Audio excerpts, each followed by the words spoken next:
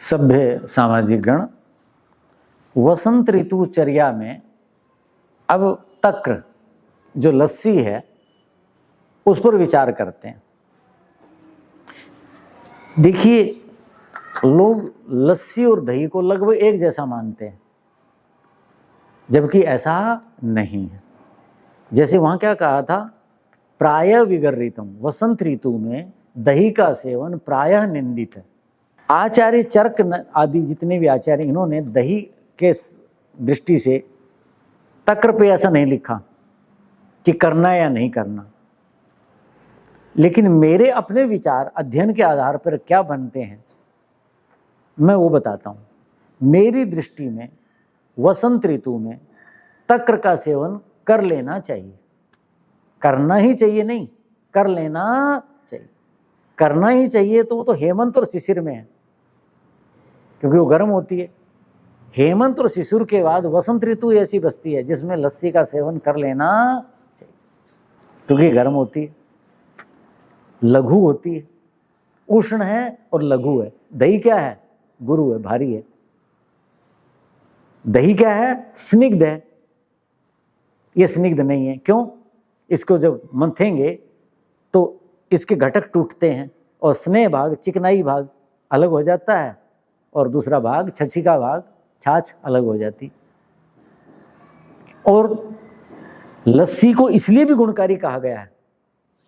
इतना नहीं, जितनी देर तक आप दही का मंथन करेंगे, जितना उसका आलोड़न होगा, उतने ही उसके गुण बढ़ते जाएंगे। समझ रहे हो?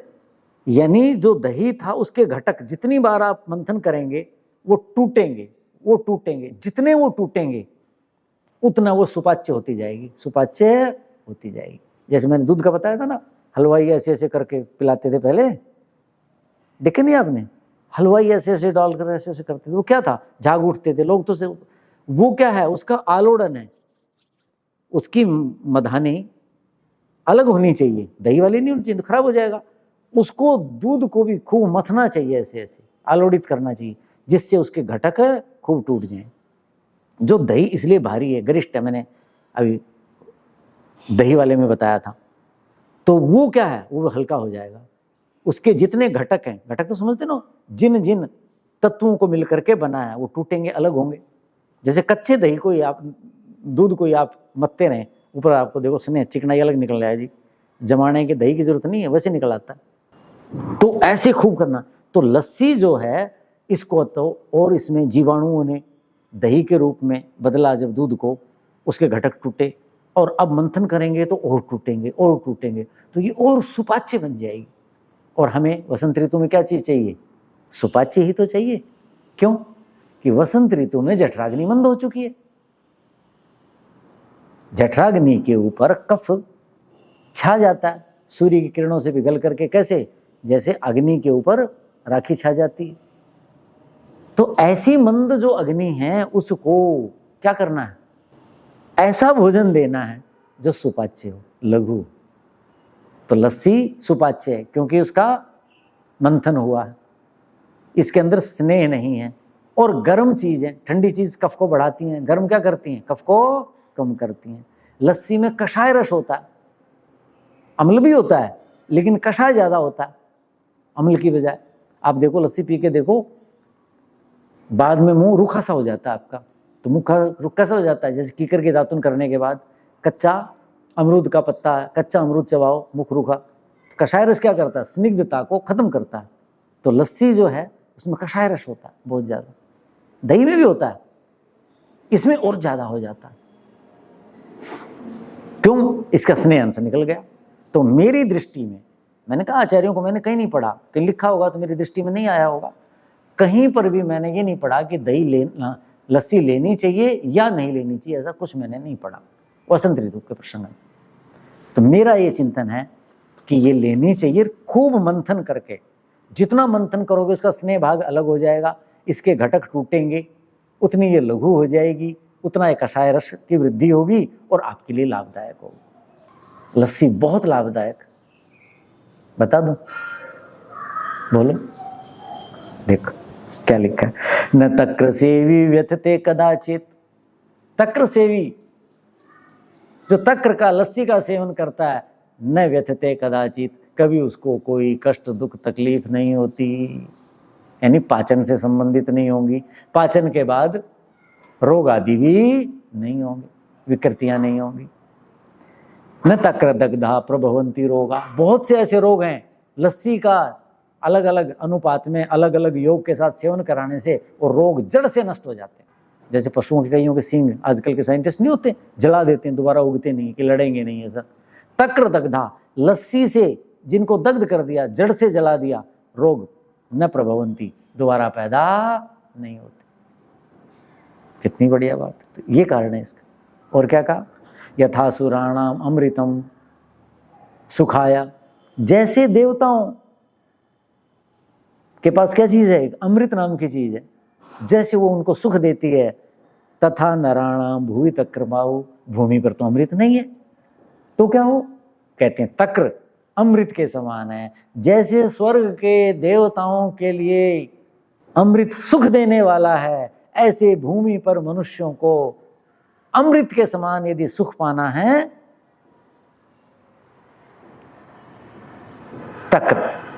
तक्र को आहू कहा है। ये कोई आचार्य लिखते हैं, इसका मतलब आयुर्वेद के आचार्यों ने कहा है, ये किसी अर्वाचीन आचार्य ने लिखा होगा कि पुराने आचार्यों ने इतना गुणी बताया तक्र को। ये कहा। अब जो लस्सी है देखो क्या करती है, वसंत ऋतु में कफ कुपित होता है, कफम कसायेन निहंति सद्य, लस्सी जो है कफ का सद्य है, निहंति तत्काल नाश करती है, और वहां कफ बढ़ाता है कौन, दही। और लस्सी क्या करती, कषायण कषाय रस से सद्य कफम निहंति, कफ को नष्ट करती है। आगे बात समझ में, कैसे, ये लघु है, स्नेह रहित बातें मैं बता चुका। रुक्ष है, ये बात नहीं बोला था मैं। रुक्ष क्यों हो गई, क्योंकि दही में तो स्निग्धता थी, दूध से चिकनाई आई थी, और इसको मंथन किया तो चिकनाई अलग, मक्खन निकाल लेते हैं हम, तो रुक्ष है। और दीपन है और पाचन है, दो कार्य करती है। और वो क्या करता है, दही जठराग्नि को मंद करता है, गुरु है ना। और ये क्या करती है, जठराग्नि का दीपन करती है और पाचन करती है। दीपन तो समझते हो, जठराग्नि को बढ़ाना, और पाचन पचाना, ये कार्य करती। जैसे अदरक का काम, अदरक वो कार्य करती, तो इसलिए ये लाभदायक। अब दूसरे आचार्य लिखते हैं कि किसी को कफ कुपित है, कफ का शरीर है, 2-1 दिन के लिए कफ का दुष्प्रभाव शरीर को तंग कर रहा है, तो क्या करें, व्योस क्षार युतम कफे, जब कफ हो तो त्रिकटु का चूर्ण मिलाओ। सार का मतलब उसका सार भाग। आगे बात समझ में, व्योस क्या होगा, पिपली, सुंठी और काली मिर्च, जिसको मैंने त्रिकटु कहा, या इसको व्योस कहा। त्रिकटु का सार उसमें मिलाना चाहिए, और हो सके तो फिर वो मेरे वाला तरीका कर लो कि दूध जब उबालो तो उसमें काली मिर्च मत डालो, तो कटुक रस है ज्यादा, वो गड़बड़। उबालने के बाद जब दही जमाओ तो आप त्रिकटु डाल दो उसमें, और उस दही का सवेरे क्या बना लो, तक्र बना लो, लस्सी बना लो, मंथन कर लो, तो वो और सारा गरम गरम जो दूध था उसके अंदर जब सारा भाग चला गया और रात भर वो रहा, तो रात का शीतलता का जो कफकारी गुण आना था दही में वो नहीं आ पाएगा, उससे बच जाएंगे। और उसकी जो लस्सी बनेगी वो आपको, जो कफ कुपित हो गया है, शरीर आपका कफ प्रधान है, किसी का शरीर वायु प्रधान है, किसी का पित्त प्रधान है, किसी का कफ प्रधान है, होती तो तीनों धातुएं हैं, लेकिन एक धातु मुख्य होती है। जैसे व्यक्ति, एक ये रजोगुणी है, ये तमोगुणी है, ये सत्वगुणी है, होते तीनों गुण हैं, एक गुण प्रधान होता है, ऐसे ही होता है। तो कफ में ऐसा कर देंगे, ठीक है। अब क्या कहा, लस्सी को हींग और जीरा कहते हैं, और राई ये डाल लो लस्सी में। क्या करोगे, हींग गर्म होती है, पाचन शक्ति को बढ़ाती है। उड़द की दाल में हम हींग का छौंक लगाते हैं ना, क्यों लगाते हैं, क्योंकि उड़द की दाल बहुत भारी होती है, अफारा करेगी, तो पाचन शक्ति बढ़ाने के लिए। तो हींग यदि आपको लग रहा है कि मेरी जठराग्नि मंद है, थोड़ी और चीज़ें खाएगी या मुझे तो ज़रूरत है, तो उसमें हींग, जीरा और राई का चूर्ण बना करके और वो डाल लो, फिर आपको बहुत अनुकूल रहेगी।